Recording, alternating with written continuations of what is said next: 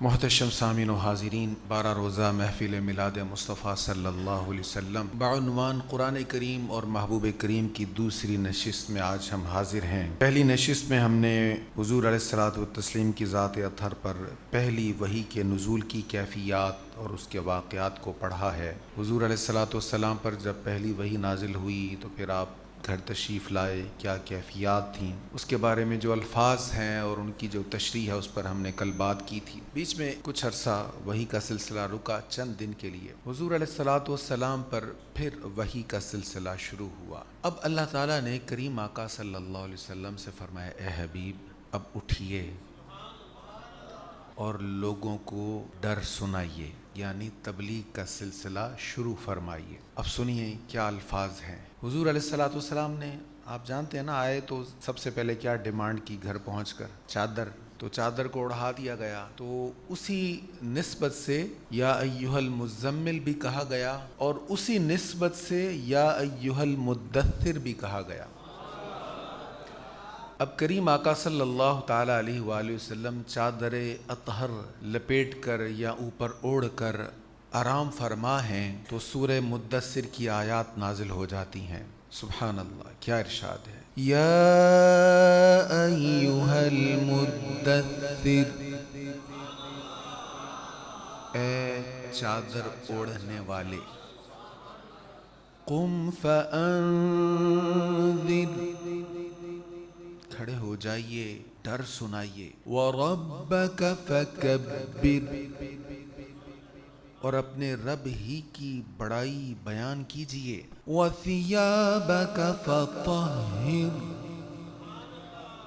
اپنے کپڑوں کو پاک رکھیے، وَالرُّجْزَ فَاهْجُرْ، گندگی سے دور رہیے، وَلَا تَمْنُن تَسْتَكْثِرْ، زیادہ لینے کی خاطر کسی پر احسان نہ کیجیے، وَلِرَبِّكَ فَاصْبِرْ، اپنے رب ہی کے لیے صبر کرتے رہیے۔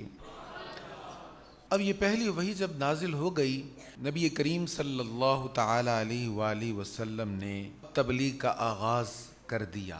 ابتدائی تبلیغ خفیہ تبلیغ تھی۔ ماحول بڑا عجیب ہے، سچ سننے والا کوئی نہیں ہے، کسی میں اتنا حوصلہ نہیں ہے کہ سچی بات سن سکے، اس لیے نبی کریم علیہ الصلوۃ والسلام خفیہ تبلیغ فرما رہے ہیں، اور اس تبلیغ کے بھی بڑے اثرات ہیں۔ اگلے حصہ میں ہم اس کو بھی پڑھیں گے۔ 3 برس تک نبی کریم صلی اللہ تعالی علیہ وآلہ وسلم ایسے ہی خفیہ رازدارانہ انداز میں تبلیغ فرماتے رہے، تبلیغ کا سلسلہ جاری رہا۔ اب اس کے بعد پھر حکم آ گیا، اور حکم کیا ہوا؟ اب حکم یہ ہوا ہے کہ تھوڑا سا دائرہ بڑھائیں اور جو قریبی رشتہ دار ہیں ان کو تبلیغ فرمائیں۔ نبی کریم صلی اللہ تعالی علیہ وآلہ وسلم پر یہ آیات کیسے نازل ہوئیں، کیا ارشاد ہے؟ بڑا دل نشیں انداز ہے یہاں پر بھی۔ وَأَنذِرْ عَشِيرَتَكَ الْأَقْرَبِينَ،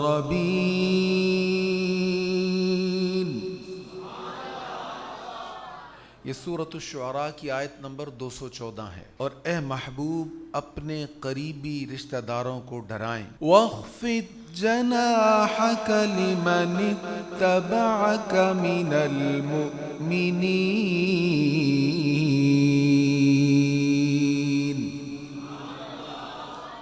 اور اپنے پیروکار مسلمانوں کے لیے اپنی رحمت کا بازو بچھائیں۔ قریبیوں کو ڈرائیں، جو آپ کے پیروکار ہو گئے، جو آپ کے اتباع میں آ گئے، ان کے لیے محبت کا، رحمت کا بازو پھیلائیں۔ حضرت عبداللہ ابن عباس رضی اللہ تعالیٰ عنہما فرماتے ہیں، جب یہ آیت کریمہ نازل ہوئی تو نبی کریم صلی اللہ تعالی علیہ وآلہ وسلم کوہ صفا پر چڑھے، صفا کی پہاڑی جہاں سے سعی کا آغاز ہوتا ہے۔ آپ نے آواز دی، اے بنی فہر، اے بنی عدی، قریش کی شاخوں کو حضور نے نام لے لے کر بلایا، یعنی قریش میں جو آگے خاندان ہیں اور اس خاندانوں کے آگے پھر برانچز ہیں جو کسی خاص نام سے مشہور ہیں، ان کو حضور علیہ الصلوۃ والسلام نے بلایا۔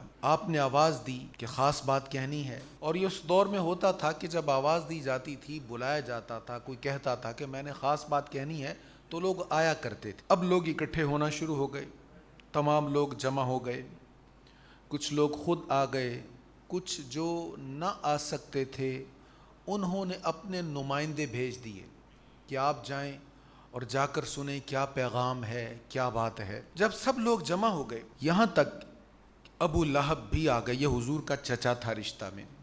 سب لوگ جمع ہو گئے تو نبی کریم صلی اللہ تعالیٰ علیہ وآلہ وسلم نے فرمایا, اے لوگو بتاؤ, اگر میں کہوں کہ وادی کے اس طرف ایک لشکر جرار ہے, یعنی حملہ آور لشکر جو تم پر حملہ کرنا چاہتا ہے, حملہ آور ہونے والا ہے, تو کیا تم اس بات کو مانو گے, یقین کرو گے میری بات پر؟ سبھی کہنے لگے بالکل مانیں گے. اگر آپ کہیں کہ کوئی لشکر حملہ آور ہو رہا ہے, ہم آپ کی بات کا انکار نہیں کریں گے, ہم مانیں گے. وجہ کیا ہے؟ آج تک آپ نے کبھی جھوٹ نہیں بولا. یہ بہت بڑی بات ہے جی. حضور علیہ الصلوۃ والسلام کی 40 سالہ حیات طیبہ ان لوگوں نے دیکھی ہے. کریم آقا نے جب یہ کہا نا میری بات مانو گے, انہوں نے کہا جی بالکل مانیں گے. سب نے کہا مانیں گے, کیونکہ آج تک کبھی آپ نے جھوٹ نہیں بولا. اب یہ حضور کی جو 40 سالہ زندگی ہے نا, اس کا ذکر سورہ یونس میں بڑے ہی دل نشیں انداز میں اللہ نے فرمایا. ایک تو وحی نازل ہوئی نا, وحی کے پیغامات ہیں. اس سے پہلے والی زندگی کا ذکر قرآن میں اللہ کیسے فرما رہا ہے, سنیے. قُل لَوْ شَاءَ اللَّهُ مَا تَلَوْتُهُ عَلَيْكُمْ وَلَا أَدْرَاكُمْ بِهِ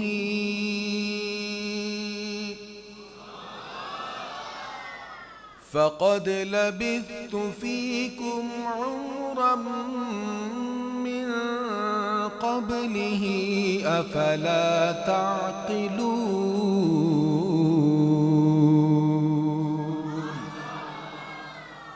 تم فرماؤ اگر اللہ چاہتا تو میں تمہارے سامنے اس کی تلاوت نہ کرتا اور نہ وہ تمہیں اس سے خبردار کرتا, تو بے شک میں اس سے پہلے, اس کتاب کے نازل ہونے سے پہلے تم میں اپنی ایک عمر گزار چکا ہوں. افلا تعقلون, عقل نہیں ہے, سمجھ نہیں ہے, پتہ نہیں. 1 سال نہیں, 2 سال نہیں, ایک سفر کر لیں تو بندے کا پتہ چل جاتا ہے. سیانے لوگ کہتے ہیں کسی کے ساتھ مل بیٹھ کے کھانا کھا لو تو پتہ چل جاتا ہے اندر سے کیسا ہے. تم نے میرے 40 سال زندگی کے دیکھے ہیں, تمہیں ابھی بھی سمجھ نہیں آئی؟ تو جب کریم آقا صلی اللہ علیہ وسلم نے فرمایا نا کہ میں اگر تمہیں کہوں کہ یہاں پیچھے سے تم پر لشکر جرار حملہ کرنے والا ہے, مانو گے؟ سب نے کہا بالکل مانیں گے, آپ کو ہم سچا جانتے ہیں, آج تک آپ نے جھوٹ نہیں بولا. تو کریم آقا صلی اللہ تعالیٰ علیہ وآلہ وسلم نے ارشاد فرمایا, میں آپ لوگوں کو قیامت کے سخت عذاب سے ڈراتا ہوں جو سب کے سامنے ہے, یعنی قریب ہے, تم سے دور نہیں ہے. اس کا مطلب کیا تھا کہ میں تمہیں دعوت دیتا ہوں حق کی, شرک سے, کفر سے, اللہ کی نافرمانی سے بچنے کی دعوت دیتا ہوں اور اللہ تعالیٰ کے عذاب سے ڈراتا ہوں. جب آپ نے یہ فرمایا, سب لوگوں نے اس وقت حضور کا انکار کیا. جانتے تھے 40 سالہ حیات طیبہ کو, جانتے تھے کہ حضور نے کبھی جھوٹ نہیں بولا, لیکن یہ بات ان کے لیے اتنی دشوار تھی اور ناقابل قبول تھی کہ سب نے انکار کیا. ابو لہب جو سگا چچا تھا, اس نے تو بڑے توہین آمیز انداز میں بات کی. بعض روایت میں کہ حضور کی طرف اشارے کر کر کے سخت الفاظ بولے اور کہا کہ اس کام کے لیے بلایا تھا, اور بڑے سخت لفظ بولے. تو جب اس نے یہ توہین آمیز انداز اور رویہ اختیار کیا نا, تو اللہ تعالیٰ نے سورہ لہب نازل فرمائی. سورہ لہب, تبت یدا ابی لہب وتب ما اغنی عنہ مالہ وما کسب. ابو لہب کے دونوں ہاتھ تباہ ہو جائیں اور وہ تباہ ہو ہی گیا. میرے مصطفیٰ کی طرف اشارے کر کے ہاتھ سے باتیں کر رہے ہیں, تیرے دونوں ہاتھ تباہ ہو جائیں اور وہ تباہ ہو گیا. اس کا مال اور اس کی کمائی اس کے کچھ کام نہ آئی۔ یہ قرآن نے ارشاد فرما دیا۔ دیکھیں یہ اس دور کی بات ہے جب اکثریت مخالفین کی تھی اور بعد میں بہت سارے لوگ اسلام لے آئے، بڑے بڑے سردار جو دشمن تھے اسلام لے آئے، تو انہی سرداروں میں ابو لہب بھی تھا، یہ بھی اسلام لا سکتا تھا، لیکن قرآن نے جو کہا ویسا ہی ہوا، وہ تباہ ہوا اور تباہی کی طرف گیا، کبھی بھی اس کو کلمہ نصیب نہیں ہوا۔ سلسلہ چلتا رہا، مخالفت بھی آہستہ آہستہ بڑھتی رہی، اگرچہ عام تبلیغ ابھی جاری نہیں ہوئی تھی، لیکن جس حد تک پیغام آگے پہنچ رہا تھا اسی حساب سے مخالفت کا سلسلہ بھی بڑھ رہا تھا۔ پھر اللہ تعالیٰ نے محبوب کریم علیہ السلام کو حکم فرمایا، اے حبیب اب آپ کھلم کھلا اعلان فرما دیجئے، فاصدع بما تؤمر واعرض عن المشرکین،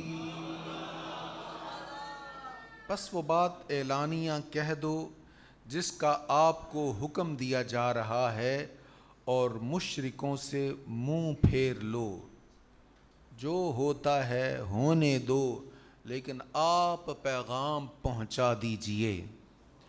نبی مکرم جان دو عالم صلی اللہ تعالی علیہ وآلہ وسلم نے اب تبلیغ کا سلسلہ شروع فرما دیا۔ اب یہاں تک جو تبلیغ ہوئی اس کی برکات کیا ہوئی؟ اس کی برکات بہت زیادہ ہیں، اس سے آگے سخت مراحل شروع ہو رہے ہیں، اس پر ہم کل بات کریں گے، لیکن یہاں تک جو تبلیغ ہوئی اس کی شان کیا ہے؟ دیکھیں پہلے انبیاء کرام علیہ السلام جب تشریف لاتے تھے تو اپنے اپنے علاقے میں تبلیغ کیا کرتے تھے، سرکل ہوتا تھا اپنا، یہاں سے وہاں تک آپ کا علاقہ ہے، پھر آگے آپ کا علاقہ نہیں، باقی کسی اور کی ڈیوٹی ہے۔ حضرت لوط علیہ السلام بڑے جلیل القدر نبی ہیں، سدوم اورا وغیرہ کی بستیاں، یہاں پر آپ تبلیغ کر رہے ہیں، لیکن کچھ فاصلے پر آگے بابل آ جاتا ہے، یہ علاقہ ابراہیم علیہ السلام کا ہے۔ اب اس کو دوسرے اینگل سے آپ دیکھ لیں کہ ابراہیم علیہ السلام اتنے جلیل القدر نبی ہیں، اللہ کے خلیل ہیں، اور آپ کے ساتھ جو نسبت ہے اس پر نبی پاک علیہ السلام نے بھی فخر فرمایا ہے، لیکن ابراہیم علیہ السلام بھی روئے زمین کے تمام انسانوں کو تبلیغ نہیں فرما رہے، بلکہ آپ اپنے علاقے میں تبلیغ فرما رہے ہیں، اور آپ ہی کے دور میں حضرت لوط علیہ السلام اپنے علاقے میں تبلیغ فرما رہے ہیں۔ لیکن شان مصطفیٰ دیکھیں کیا ارشاد ہے، تبارک الذی نزل الفرقان علی عبدہ لیکون للعالمین نذیرا،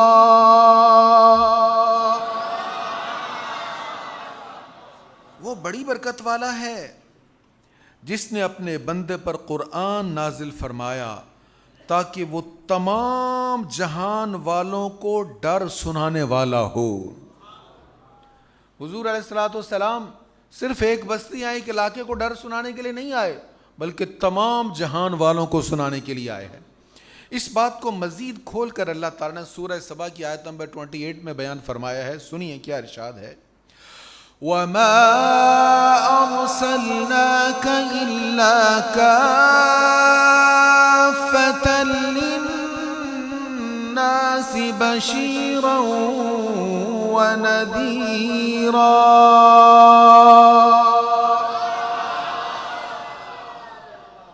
اور اے محبوب ہم نے آپ کو تمام لوگوں کے لیے خوشخبری دینے والا اور ڈر سنانے والا بنا کر بھیجا ہے۔ آپ کو صرف عرب والوں کے لیے نہیں بھیجا، عجم والوں کے لیے نہیں بھیجا، آپ کو صرف عربیوں یا عجمیوں کے لیے نہیں بھیجا، بلکہ جہاں جہاں رب کی ربوبیت ہے وہاں وہاں آپ کی نبوت و رسالت ہے۔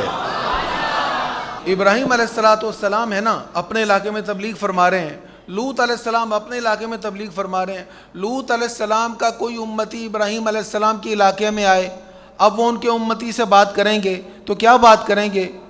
تم بھی اللہ کو مانتے ہو، میں بھی اللہ کو مانتا ہوں، ایک رب کا ماننے والا تو بھی ہے، میں بھی ہوں، پر میرے نبی لوط علیہ السلام ہے، تیرے نبی ابراہیم علیہ السلام ہے. ایسا ہی ہے نا. لیکن اب ایسا نہیں ہے. جیسے سب کا خدا ایک ہے، سب کا مصطفیٰ بھی ایک ہے.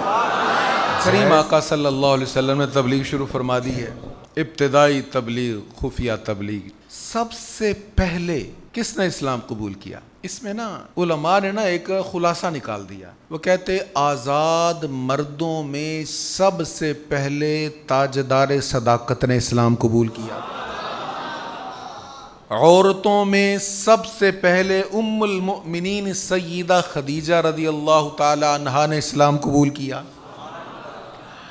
آزاد بچوں میں سب سے پہلے مولا کائنات سیدنا علی المرتضیٰ نے اسلام قبول کیا. غلاموں میں سب سے پہلے حضرت زید رضی اللہ تعالیٰ عنہ نے اسلام قبول کیا. لیکن ان سب میں سب سے پہلے کس نے قبول کیا؟ تحقیق یہی ہے کہ سب سے پہلے اسلام قبول کرنے والی ذات ام المؤمنین کی ذات ہے. میرے آقا جب گھر تشریف لائے، کل حدیث آپ نے تفصیل سے سن لی، تو انہوں نے کیا جملے ارشاد فرمائے؟ کلا واللہ ما یخزیک اللہ ابدا. یہ اظہار تھا کہ آپ گھبرائیں نہیں، آپ کی تائید کر رہی ہیں ام المؤمنین سیدہ خدیجہ رضی اللہ تعالی. سب سے پہلے اسلام قبول کرنے والی سیدہ خدیجہ رضی اللہ تعالی عنہا ہیں، اور یہ حضور علیہ السلام سے اتنی محبت کرنے والی ہیں کہ کریم آقا صلی اللہ علیہ وسلم نے زندگی بھر انہیں یاد رکھا. ایک دن ام المؤمنین سیدہ عائشہ صدیقہ رضی اللہ تعالی عنہا عرض کرنے لگی، حضور اللہ نے آپ کو بہتر ازواج عطا فرما دی ہیں، تو آپ انہی مائی صاحبہ کو کیوں یاد کرتے ہیں؟ تو کریم آقا صلی اللہ تعالیٰ علیہ وآلہ وسلم ناراض ہوئے. فرمایا جب سب لوگوں نے مجھے چھوڑا تھا، سب لوگوں نے مجھے تکلیفیں پہنچائی تھی، خدیجہ ہی تھی جس نے مجھ سے محبت کی تھی. حضور کریم علیہ الصلوۃ والسلام گھر آتے، کفار کی باتیں سن کر، طعن و تشنیع کو سن کر، تو سیدہ پاک حضور کی تسکین کیا کرتی، سرکار علیہ الصلوۃ والسلام کا حوصلہ بڑھایا کرتی، کریم آقا غم بھول جایا کرتے، تکالیف کو بھول جایا کرتے. تو حضرت سیدہ خدیجہ رضی اللہ تعالی عنہا حضور کے ساتھ عبادت کیا کرتی، نماز پڑھا کرتی کریم آقا صلی اللہ علیہ وسلم کے ساتھ. پہلے 2 نمازیں حضور پڑھا کرتے تھے، معراج کے بعد پھر 5 ہوئیں، تو حضور کے ساتھ یہ نماز پڑھا کرتی. حضرت حکیم بن حزام کے پاس ان کی ایک لونڈی آتی ہے اور آ کر کہتی ہے کہ میں نے دیکھا ہے کہ حضرت خدیجہ رضی اللہ تعالی عنہ کے بارے میں کہا کہ خدیجہ کہہ رہی ہیں کہ میرے جو شوہر ہیں محمد بن عبداللہ، وہ حضرت موسیٰ علیہ الصلوۃ والسلام کی طرح نبی اور مرسل ہیں، رسول ہیں. اب وہ یہ باتیں کر رہی ہے، صدیق اکبر سن رہے ہیں، انہوں نے کوئی تبصرہ نہیں کیا، چپکے سے وہاں اٹھتے ہیں اور حضور کریم علیہ السلام کی بارگاہ میں پہنچ جاتے ہیں. حضرت ابو بکر صدیق رضی اللہ تعالیٰ عنہ حضور علیہ الصلوۃ والسلام کے اعلان نبوت سے پہلے ہی کریم آقا صلی اللہ تعالیٰ علیہ وآلہ وسلم کے بہت قریب تھے، بلکہ آپ کہہ سکتے ہیں کہ گہرے دوست تھے. حضور کے ساتھ کئی سفر کیے، اور کئی سفروں میں سرکار علیہ الصلوۃ والسلام کو بغور دیکھا، مشاہدہ کیا، اور راہبوں نے آپ کو دیکھ کر جو تبصرے کیے ان کو بھی سنا. اور پھر ایک بڑا حسین خواب آیا انہیں ایک دن. حضرت ابوبکر صدیق رضی اللہ تعالیٰ کہتے ہیں کہ ایک رات میں نے خواب میں کیا دیکھا کہ مکہ معظمہ میں چاند اتر آیا ہے، اور چاند کی روشنی ہر گھر میں جا رہی ہے. پھر چاند کے ٹکڑے ہو گئے اور ٹکڑے ٹکڑے ہو کر گھروں میں گر گیا. اب پھر کیا ہوا، چاند کے ٹکڑے دوبارہ جڑنے لگے اور چاند مکمل ہو کر میری جھولی میں آ گیا. آپ اس خواب سے خوش بڑا ہوئے، لیکن سمجھ نہیں لگی اس کا مطلب کیا ہے. اب اس دور میں پڑھے لکھے لوگ انہیں سمجھا جاتا تھا جو اہل کتاب تھے، عیسائی یا یہودی، ان کے پاس چونکہ کتاب ہوتی تھی. تو آپ سفر کرتے ہوئے کسی ایسے شخص کی تلاش میں اس کے پاس پہنچے اور جا کر اس کو اپنا خواب سنایا. اس نے کہا اس خواب کی تعبیر یہ ہے کہ نبی آخر الزمان کی جلوہ گری ہونے والی ہے، اور جب وہ تشریف لائیں گے ان کے پیکر نور کے ساتھ آپ کی نسبت اتنی گہری ہوگی کہ وہ خود تو چمکیں گے ہی، آپ کو بھی چمکا دیں گے۔ اب حضرت ابوبکر صدیق رضی اللہ تعالیٰ عنہ کے دل میں بار بار آتا تھا، وہ خواب بھی ہے، راہبوں کے تبصرے بھی ہیں، وہ باتیں بھی ہیں، اور میں نے 7 سفر بھی کیے ہیں، اور مجھے بہت کچھ ایسا دکھا بھی ہے، ہو نہ ہو وہ آخری نبی جو ہیں وہ شاید یہی ہوں۔ اب اس انتظار میں تھے کہ کب مصطفیٰ کریم علیہ السلام اعلان نبوت فرمائیں تو آپ کلمہ پڑھ کے مسلمان ہو جائیں۔ اب اسی انتظار میں تھے جب حکیم بن حزام کے پاس ان کی لونڈی آ کے یہ بات کرتی، چپکے سے اٹھتے سیدھا حضور کی بارگاہ میں جاتے، اور سرکار کریم علیہ الصلوۃ والتسلیم کی بارگاہ میں جا کر آپ کیا کہتے ہیں؟ حضور علیہ الصلوۃ والسلام کی بارگاہ میں عرض کرتے ہیں، صدقتا، آپ سچے ہیں، صدقتا، آپ سچ فرماتے ہیں، آپ نے سچ کہا، بِأَبِي أُمِّي بِأَبِي وَأُمِّي أَنْتَ، میرے ماں باپ آپ پہ قربان جائیں، وَأَهْلُ الصِّدْقِ أَنْتَ، آپ سچوں میں سے ہیں، أَنَا أَشْهَدُ أَن لَا إِلَهَ إِلَّا اللَّهُ وَأَنَّكَ رَسُولُ اللَّهِ، میں گواہی دیتا ہوں کہ اللہ تعالیٰ کے بغیر اور کوئی معبود نہیں، اور آپ اللہ تعالیٰ کے سچے رسول ہیں۔ نبی مکرم صلی اللہ تعالیٰ علیہ وآلہ وسلم نے فرمایا، میں نے جس کو بھی اسلام قبول کرنے کی دعوت دی ہے تو اس کا پاؤں پھسلا ہے، اس نے غور کیا ہے، سوچ و بچار کیا ہے، مشورہ کیا ہے، یا کچھ سوالات کیے ہیں تشفی کے لیے، اور فرمایا وہ تشویش میں مبتلا ہوا اور غور و فکر کرنے لگا، سوائے ابو بکر کے اس نے کوئی تردد نہیں کیا، جیسے ہی میں نے اسلام کی دعوت پیش کیا اس نے اسلام کو قبول کر لیا۔ اب حضرت سیدنا ابو بکر صدیق رضی اللہ تعالیٰ عنہ حضور علیہ الصلوۃ والتسلیم کے ساتھی بن گئے، رفیق بن گئے، اور آپ دعوت دینے لگے، سلسلہ شروع ہو گیا، اور اشاعت اسلام میں حضور علیہ الصلوۃ والسلام کے بعد اولین کردار سیدنا ابو بکر صدیق رضی اللہ تعالیٰ عنہ کا۔ آپ کی دعوت پر حضرت سیدنا عثمان غنی رضی اللہ تعالی عنہ نے اسلام قبول کیا۔ کتنی عظیم ذات ہے حضرت سیدنا عثمان غنی رضی اللہ تعالی عنہ کی۔ آپ ہی کی دعوت پر حضرت زبیر بن عوام رضی اللہ تعالیٰ عنہ، یہ نبی پاک علیہ الصلوۃ والسلام کی پھوپھی حضرت صفیہ بنت عبد المطلب رضی اللہ تعالیٰ عنہ کے صاحبزادے ہیں، ان کی بھی بڑی شان ہے، بڑے جلیل القدر ہیں، آپ نے اسلام قبول کیا۔ پھر 10 مبشرہ صحابہ میں سے حضرت سیدنا عبد الرحمن بن عوف رضی اللہ تعالیٰ عنہ، انہوں نے بھی آپ کی دعوت پر اسلام قبول کیا۔ پھر 10 مبشرہ میں سے حضرت سعد بن ابی وقاص، 10 مبشرہ کا مطلب سمجھتے ہیں؟ وہ 10 صحابہ جن کو حضور علیہ السلام نے جنت کی بشارت دی ہے، نام لے لے کر کہا کہ تو جنتی ہے، تو جنتی ہے، تو جنتی ہے۔ تو حضرت سعد بن ابی وقاص رضی اللہ تعالیٰ عنہ، انہوں نے بھی آپ کی دعوت پر اسلام قبول کیا۔ پھر حضرت طلحہ بن عبید اللہ رضی اللہ تعالیٰ عنہ، یہ بڑے جلیل القدر ہستی ہیں، یہ بھی 10 مبشرہ میں سے ہیں، انہوں نے بھی آپ کی دعوت پر اسلام قبول کیا۔ حضرت ابو عبیدہ بن جراح رضی اللہ تعالیٰ عنہ، انہوں نے اسلام قبول کیا۔ تو حضرت صدیق اکبر رضی اللہ تعالیٰ عنہ کی دعوت پر تیزی کے ساتھ اسلام پھیلنے لگا، اور بڑے بڑے با اثر اور مؤثر لوگ جو تھے انہوں نے اسلام قبول کیا اور اسلام میں شامل ہوئے، اور اسلام کی طاقت بن گئے، اسلام کی آواز بن گئے۔ اچھا، پھر حضرت سیدنا ابوبکر صدیق رضی اللہ تعالیٰ عنہ کی دعوت تو چل ہی رہی تھی، ابھی 40 سے کم لوگ تھے۔ ابو بکر صدیق رضی اللہ تعالیٰ عنہ کہنے لگے، یا رسول اللہ، ہم خفیہ طور پر تو سارا معاملہ کر رہے ہیں، میرا دل چاہتا ہے حرم میں چلیں، کعبہ میں جائیں، اور وہاں جا کر اسلام کی بات کریں، وہاں جا کر دعوت دیں، تبلیغ فرمائیں۔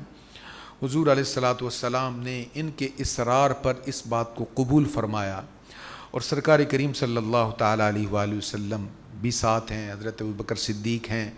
اب حضرت ابوبکر صدیق جا کر، بڑے بڑے سردار بیٹھے ہیں، کفار بیٹھے ہیں، بڑے بڑے ان کے لوگ بیٹھے ہیں، آپ نے جا کر اسلام کی تبلیغ فرمائی۔ جیسے ہی کریم آقا صلی اللہ تعالیٰ علیہ وآلہ وسلم کا میسج سنایا، ایک دم ہر طرف سے کفار حملہ آور ہو گئے۔ حضرت ابوبکر صدیق رضی اللہ تعالیٰ عنہ نے جب دعوت دینا شروع کی، جب خطاب کرنا شروع کیا، ہر طرف سے کفار نے حملے کر دیے اور شدید زخمی ہو گئے۔ اللہ اکبر۔ عتبہ نے اپنا بڑا بھاری جوتا تھا اس کا، بدبخت کا، عتبہ بن ربیعہ، اس نے اپنا جوتا آپ کے چہرے پہ مارنا شروع کر دیا۔ اتنی بار مارا کہ آپ کا چہرہ مبارک سوج گیا اور ناک اور چہرے کا، رخساروں کا پتہ نہیں چل رہا تھا۔ حالت ایسی ہو گئی کہ لگ رہا تھا کہ سیدنا صدیق اکبر کے جسم سے جان نکل گئی ہے۔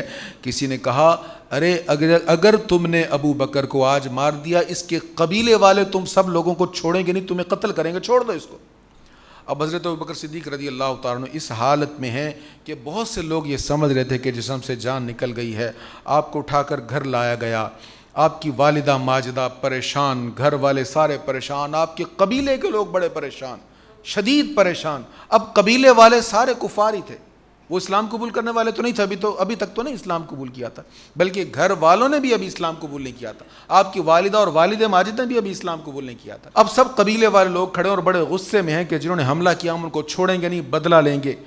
حضرت ابوبکر صدیق رضی اللہ تعالیٰ عنہ کو ہوش آیا۔ اب پہلا جملہ جو زبان سے نکلا، سب آپ کی طرف متوجہ ہیں کہ ابوبکر پانی مانگے گا، کہے گا میرے حلق میں چند قطرے انڈیل دو، کچھ کھانے کو مانگے گا۔ کہا تو کیا کہا؟ ما فعل رسول اللہ صلی اللہ علیہ وسلم، مجھے حضور کے بارے میں بتاؤ، میرے آقا کو تو نہیں کچھ ہوا؟ اب جو قبیلے والے تھے نا وہ بڑے غصے میں آ گئے، ان کی وجہ سے تمہیں اتنی مار پڑی، پھر انہی کا نام لے رہے۔ غصے میں آ کے قبیلے والے چلے گئے، سارے لوگ چھوڑ کر چلے گئے۔ اب مائی صاحبہ وہ پاس آتی ہیں، تسکین دینے کے لیے کوشش کرتی ہیں، وہ پوچھتی ہیں بیٹا کیا ہوا؟ کہنے لگے مجھے کچھ نہیں ہوا، مجھے یہ بتاؤ ما فعل رسول اللہ صلی اللہ علیہ وسلم، رسول کریم کس حال میں ہیں؟ کہنے لگی مجھے نہیں پتا۔ کہا پھر جائیں فاطمہ بنت خطاب کے پاس، جمیل بنت خطاب کے پاس جائیں، ان سے پوچھ کر آئیں حضور علیہ الصلوۃ والسلام کس حال میں ہیں۔ آپ چلتی ہیں، حضرت عمر کی یہ ہمشیرہ محترمہ تھی، انہوں نے پہلے اسلام قبول کیا تھا، حضرت عمر نے بعد میں اسلام قبول کیا تھا۔ تو حضرت ابوبکر صدیق رضی اللہ تعالیٰ عنہ کی والدہ ان کے پاس جاتی ہیں اور ان کو جا کر پوچھتی ہیں، وہ کہتی ہیں کہ مجھے نہیں پتا۔ اب حالات ایسے تھے کہ کسی پر بھی اعتماد نہیں ہے، کسی کو اندر کی بات بتانی نہیں ہے، سارے جان کے دشمن بنے پڑے۔ آپ کی والدہ ان کو ساتھ لے کر آتی ہیں اور وہ جب دیکھتی ہیں حضرت ابوبکر صدیق رضی اللہ تعالیٰ عنہ کو، حضرت جمیل نے دیکھا تو رونا شروع کر دیا۔ ابوبکر آپ کو کیا ہوا؟ حضرت ابوبکر صدیق رضی اللہ تعالیٰ عنہ پھر آنکھیں کھولتے ہیں اور ان سے بھی یہی سوال ہے، ما فعل رسول اللہ صلی اللہ علیہ وسلم، حضور کے بارے میں بتائیں۔ انہوں نے کہا حضور خیریت سے ہیں، حضور ٹھیک ہیں۔ اماں جان جلدی سے پانی لے کر آئیں، چلے بیٹا پی لو۔ کہتے نہیں، جب تک حضور کو دیکھوں گا نہیں۔ ماں جی میرے حلق سے اس نے اترنا ہی نہیں ہے، مجھے پہلے دکھاؤ میرے مصطفیٰ کیسے ہیں۔ اب چلنے کی سکت نہیں ہے۔ ان دونوں خواتین کا سہارا لے کر رات کی تاریکی میں حضور دار ارقم میں جلوہ افروز تھے، وہاں جاتے ہیں اور سرکار کریم علیہ الصلوۃ والسلام کی زیارت کرتے ہیں، اور حضور علیہ الصلوۃ والسلام کو دیکھ کر قرار آتا ہے۔ تو پہلی بات پتہ کیا کرتے ہیں؟ کہتے ہیں ہذہ امی، حضور یہ میری ماں جی ہیں، یہ میری ماں صاحبہ، زخمی حالت ہے، جسم مبارک پر ورم آئے ہوئے ہیں، چہرہ پہچانا نہیں جا رہا۔ کہتے ہیں ہادی امی بطرہ، یہ میری ماں ہے، اپنے بیٹے کے ساتھ حاضر ہے، حضور سراپا برکت ہیں، اسے اللہ کی طرف بلائیے اور اس کے لیے اللہ تعالیٰ سے دعا فرمائیں، مجھے امید ہے حضور کی برکت سے اللہ تعالیٰ اسے آگ سے نجات عطا فرما دے گا۔ سرکار کریم علیہ الصلوۃ والتسلیم کی بارگاہ میں عرض کرتے ہیں حضور ان پر نظر کرم فرمائیں، یہ میرے لیے بڑا پریشان ہے، میں ان کے لیے پریشان ہوں، کل قیامت کے دن ان کی پکڑ نہ ہو جائے، حضور ان کو اسلام میں قبول فرمائیں۔ سرکار کریم علیہ الصلوۃ والسلام مائی صاحبہ کو اسلام کی دعوت دیتے ہیں، وہ فوراً اسلام قبول کر لیتی ہیں۔ وہ اسلام قبول کر لیتی ہیں تو حضرت ابوبکر بھی پانی پی لیتے ہیں۔ اللہ اکبر، یہ محبت ہے، یہ جذبہ ہے۔ ایسے ہی نہیں اسلام پھیلا، اتنے کٹھن حالات میں جب ہر طرف جان کے دشمن تھے۔ یہ تو آپ نے ایک ابوبکر صدیق کا واقعہ سنا ہے، کل اس کا تسلسل ہوگا، مزید کچھ واقعات ہم جانیں گے۔ اللہ تعالیٰ ہمیں سچا مسلمان بنائے، ہمیں سچا عاشق رسول بنائے، کریم آقا صلی اللہ تعالیٰ علیہ وآلہ وسلم کے ساتھ محبت کرنے والا بنائے۔